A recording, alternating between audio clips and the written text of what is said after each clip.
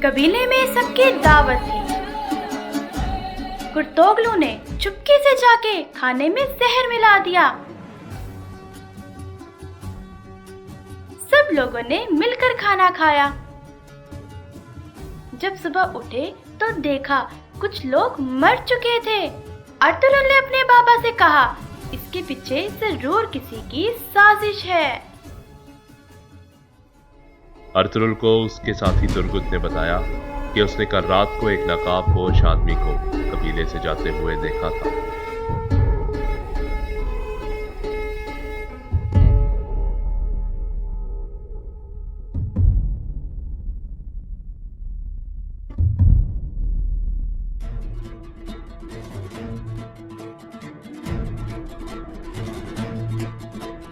इस पर अर्तुगरुल को गुस्सा आ गया और उसने तुर्गुत को कहा कि फौरन उसका पीछा करो।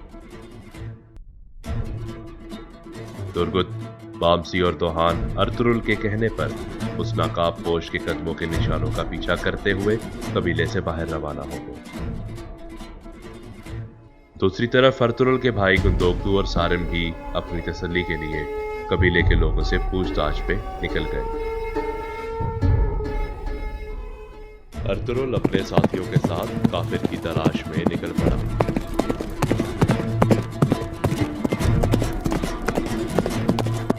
रास्ते में रात हो गई तो उन्होंने सोचा कि यहां कयाम कर लिया जाए। उन्होंने झील के करीब खैमा लगा दिया और बैठ गए।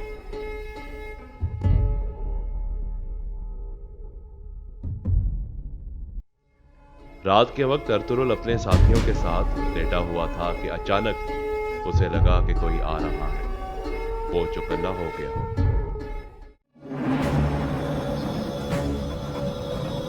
उन पर काफिरों ने हमला कर दिया, मगर अर्तुगरुल और उसके साथियों ने बहादुरी के साथ उनका मुकाबला किया। दूसरी तरफ कुर्तोगलू ने काफिरों को अपने खेमे से चुप के बुला लिया और उन्होंने हलीमा सुल्तान के खेमे पर हमला कर दिया।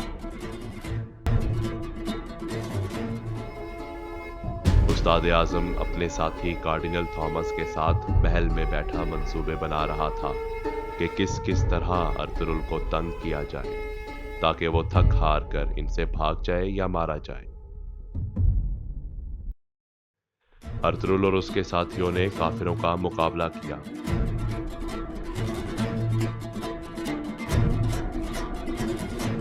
मगर तुर्गुत जख्मी हो गया। अर्तुगरुल ने उसको लिटाया और दोहान को कहा कि पानी लेकर आए।